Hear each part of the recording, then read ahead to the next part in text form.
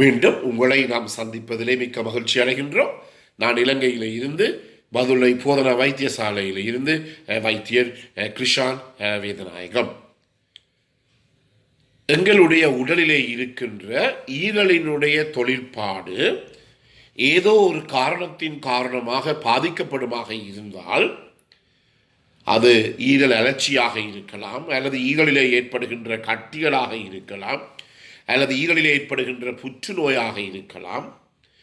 எந்த ஒரு காரணத்தின் காரணமாகவும் ஈரலுடைய தொழிற்பாடு பாதிக்கப்படுகின்ற போது லிவர் ஃபெயிலியர் என்று சொல்லுவோம்.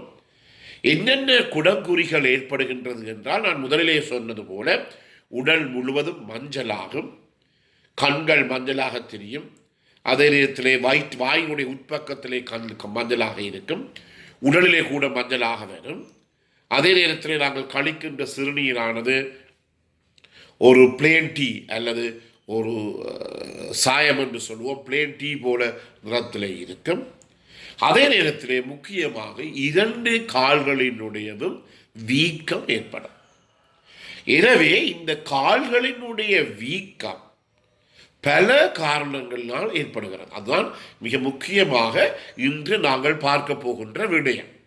எனவே கால்களினுடைய வீக்கம் 2 கால்களின் வீக்கமாக இருக்கலாம், அல்லது ஒரு காலினுடைய வீக்கமாக இருக்கலாம்.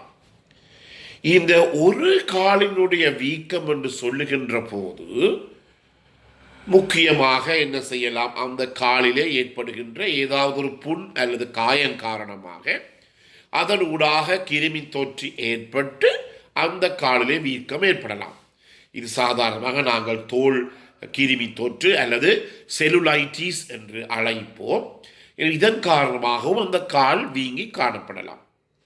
முக்கியமாக பயங்கரமான ஒரு விடயம் என்னவென்றால், வயிற்றினுள்ளே ஏதாவது ஒரு கட்டி இருந்து அந்த கட்டியானது குறிப்பிட்ட அந்த எங்களுடைய கால்களுக்கு செல்லுகின்ற இரத்த ஓட்டத்திலே ஏதாவது பாதிப்பு ஏற்படுத்துமாக இருந்தாலும் ஒரு கால் வீக்கம் ஏற்படலாம்.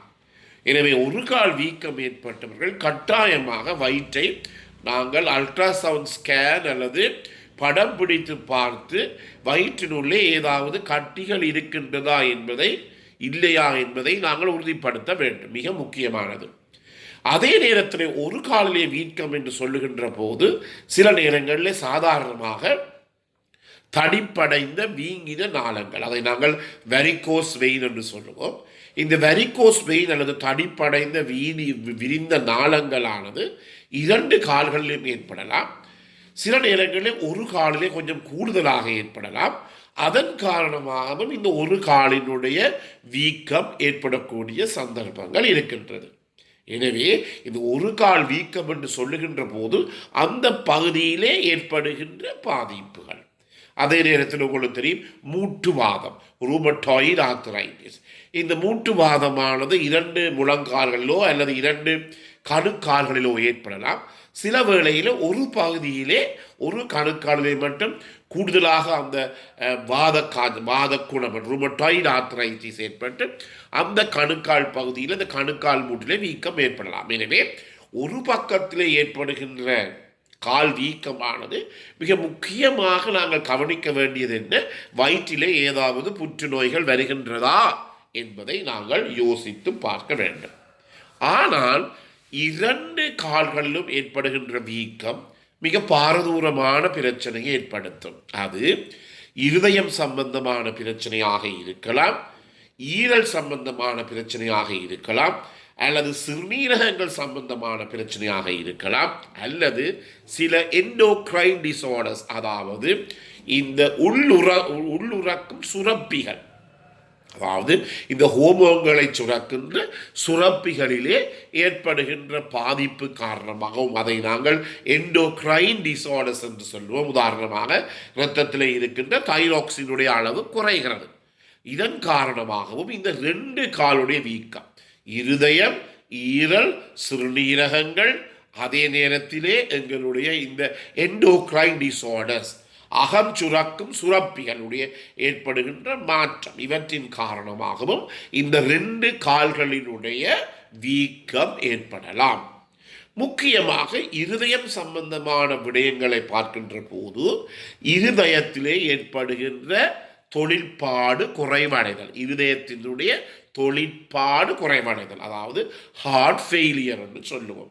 இந்த இருதயத்தினுடைய தொழிற்பாடுகள் பாதிக்கப்படுகின்ற போது இந்த இருதயமானது தன்னுடைய இருதயத்துக்குள்ளுக்குள்ளே வருகின்ற இரத்த ஓட்டமும் குறையும். அதே நேரத்திலே இருதயத்திலிருந்து வெளியிலே தள்ளுகின்ற பம்ப் பண்ணுகின்ற இந்த இரத்த ஓட்டமும் குறையும்.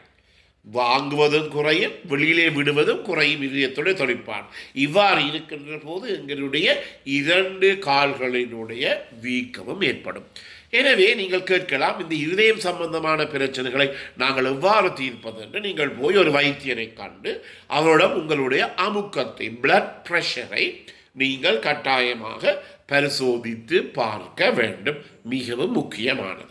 எனவே பிளட் பிரஷரை பார்க்கின்ற போது அது கூடுதலாக இருக்குமாக இருந்தால் சில நேரங்களிலே கொஞ்சம் கொஞ்சமாக இந்த இருதயத்தினுடைய தொழிற்பாடு பாதிக்கப்படக்கூடிய ஒரு நிலைமை வருகின்றது.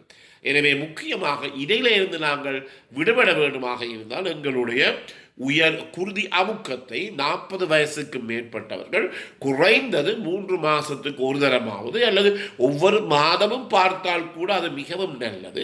எனவே 40 வயசுக்கு மேற்பட்டவர்கள் கட்டாயமாக, சுகதேகிகள், வேறு வருத்தம் இருப்பவர்கள் தொடர்ச்சியாக பார்க்க வேண்டும். ஆனால் எவ்விதமான நோயுமற்ற சுகதேகிகள் 40 வயசுக்கு மேலே ஒவ்வொரு மாதமும் உங்களுடைய ஒவ்வொரு 3 மாதத்துக்கு ஒரு முறை அல்லது மிகவும் நல்லது ஒவ்வொரு மாதமும் உங்களுடைய குருதி அமுக்கத்தை நீங்கள் பரிசோதித்துக் கொள்வது மிக மிக ஒரு நல்ல விடயமாக இருக்கும். எனவே இருதயம் சம்பந்தமான பிரச்சனைகள் வருகின்ற போது இப்படி நாங்கள் பார்க்கக்கூடியதாக இருக்கும். அதே நேரத்திலே இந்த இருதயம் சம்பந்தமான பிரச்சனை ஏற்படுகின்ற போது காலையிலே எழும்புகின்ற போது 2 கால்களும் வீக்கம் இராது.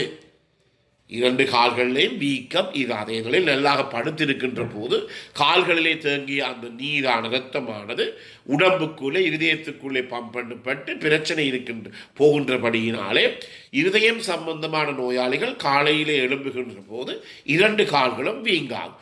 நேரம் செல்ல செல்ல வேலை செய்து கொண்டிருக்க நின்று கொண்டு வேலை செய்ய செய்ய செய்ய இந்த கால்களினுடைய வீக்கம் கூடிக்கொண்டு போகும். இதில் இருந்துதான் நாங்கள் அறிந்து கொள்ள முடியும், காலையிலே நித்திரையாலே எழும்புகின்ற போது 2 காலும் வீக்கம் இல்லை. கொஞ்ச நேரம் போய் ஒரு பகல் 12 மணி 1 மணி போல தொழிற்சாலைகளில் போய் அல்லது வேலை செய்கிற இடங்களில் வேலை செய்கின்ற போது 2 கால்களினுடைய வீக்கமும் ஏற்படுகிறது என்றால் இருதயம் சம்பந்தமான பிரச்சனை இருக்கக்கூடிய சந்தர்ப்பம் இருக்கின்றது. எனவே இதை நாங்கள் அவதானித்துக் கொள்ள வேண்டும். எனவே இந்த நிகழ்ச்சி உங்களுக்கு பிடித்திருந்தால் இந்த நிகழ்ச்சியை பார்க்காதவருக்கு நீங்கள் அறிமுகப்படுத்துங்கள். இந்த நிகழ்ச்சியை நீங்கள் லைக் பண்ணலாம், ஷேர் பண்ணலாம், அல்லது மணி சின்ன அல்லது பெல் சைனை அமர்த்தி நீங்கள் சப்ஸ்கிரைப் பண்ணலாம். மேலதிக விவரங்கள் தேவையாயிருந்தால் என்னோட நேரடியாக தொடர்பு கொள்ளலாம். 0094 777 35 62 45. மீண்டும் உங்களை சந்திக்கும் வரை நன்றி, வணக்கம்.